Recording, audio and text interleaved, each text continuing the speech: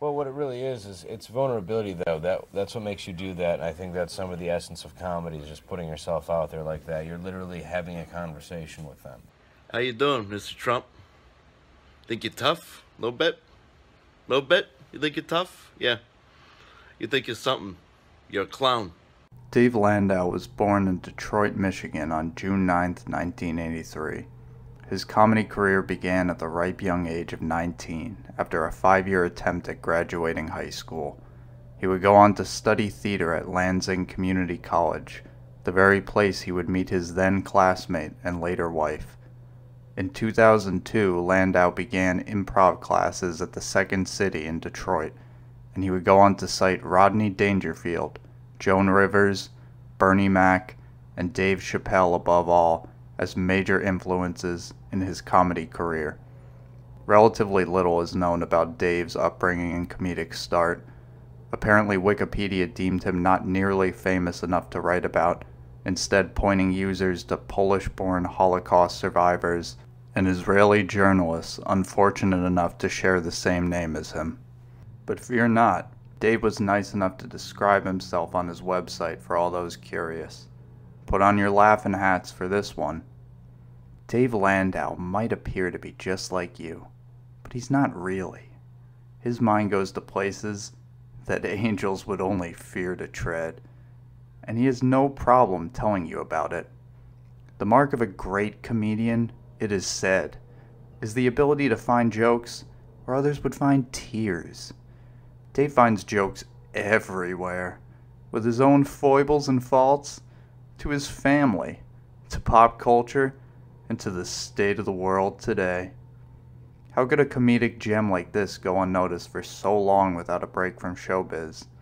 Fortunately for Dave, he would be granted the opportunity to open for comedic hero Dave Chappelle in 2005.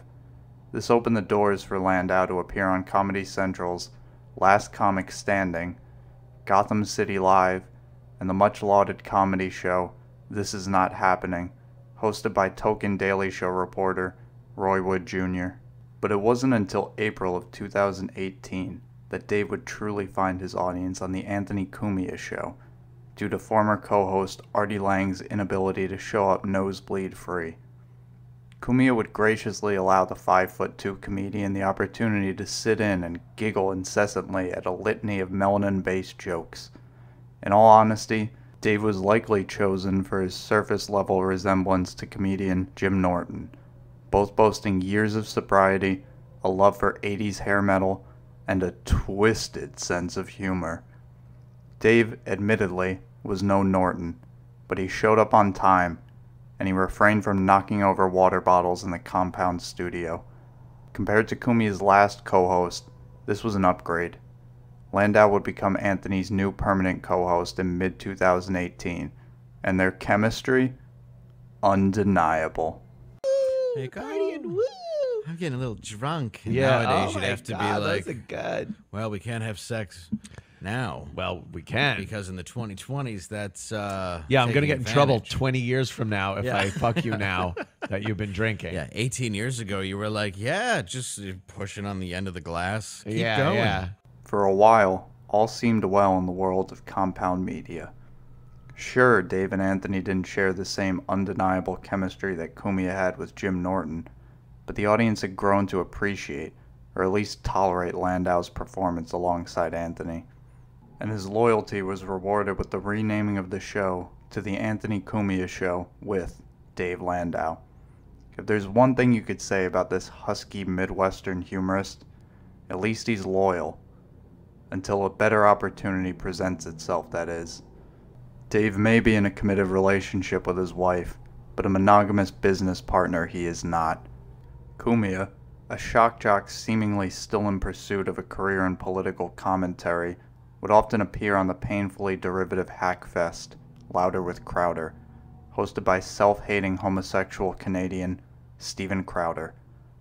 The two shared an audience of gullible Gadsden flag-waving truckers, so the crossover seemed natural. Oftentimes Landau would be at Anthony's side as he called in, as any good wife should. But when Crowder first laid eyes on the Doughy Bears mug and saw his uncanny ability to hysterically pump up conservative talking points masquerading as jokes, he knew he had to have him. Dave would continue to appear on Louder with Crowder, oftentimes separate as co-host, and like any fan of Biz Markie would know, Anthony had his suspicions that to Dave, Crowder was becoming more than just a friend. In March 2021, it became official. Landau emailed Cumia his resignation and moved to Texas to become a full-time co-host on Louder with Crowder. On March 5th, 2021, a noticeably upset Cumia would discuss the situation with gleeful Landau critic Kevin "Fuck My Brother" Brennan. It was a little, it was a little abrupt. I will say that. And I was talking outside. It's like the wife.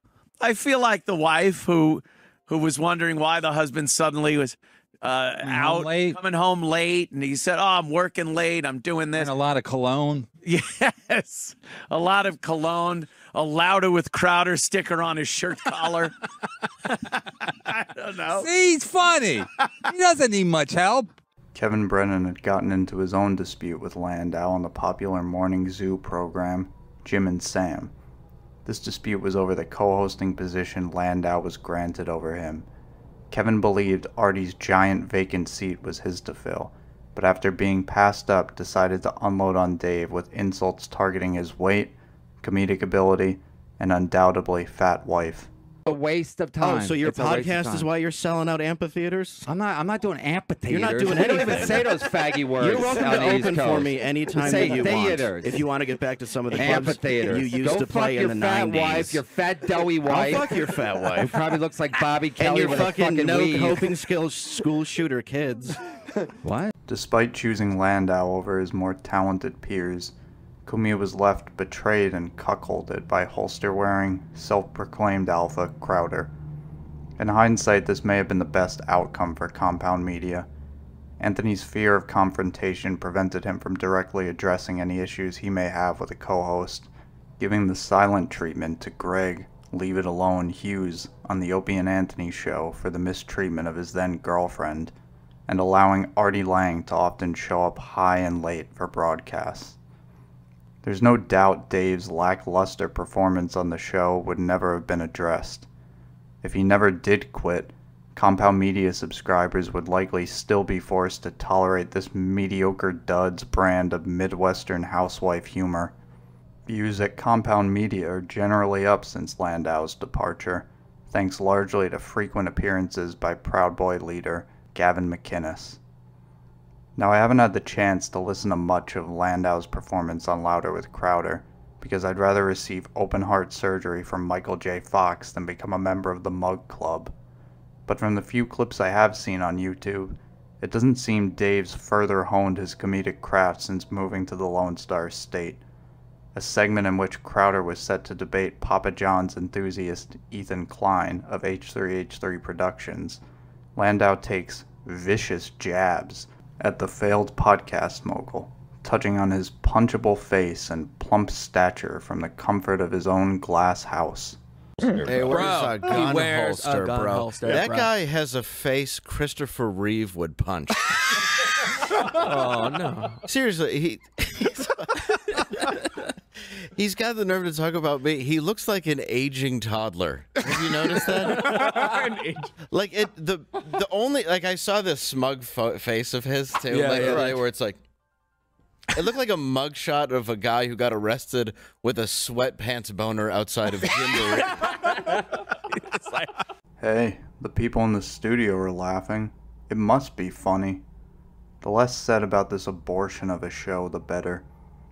But still, I find it baffling the opportunities a zilch like Dave Landau can be granted, and the lack of loyalty he shows to those who helped him climb to the bottom third of fame's ladder. To credit Dave Chappelle as your comedic hero and actually get the chance to open for him, later to join a show obsessed with singularly focusing on crime statistics of a certain group of people. To be given a co-hosting position on a beloved former shock jock show, only to betray him for a little taste of conservative talk show fame. Not to say career advancement should come second to loyalty, but to sneakily plot your next job opportunity under the guinea nose of the man who exposed you to the larger audience and vouched for your comedic ability, then not even have the decency to resign in person, is by all accounts bitch shit. Landau may be working for Crowder now, but don't be surprised when MSNBC needs a new co-host to see Dave spouting off about the importance of universal health care and police reform. He's a spineless, opportunistic coward that places fame above any sort of principles. But beyond that, and most importantly, he's just painfully unfunny. In conclusion, Dave Landau is an unremarkable dolt. Prove me wrong.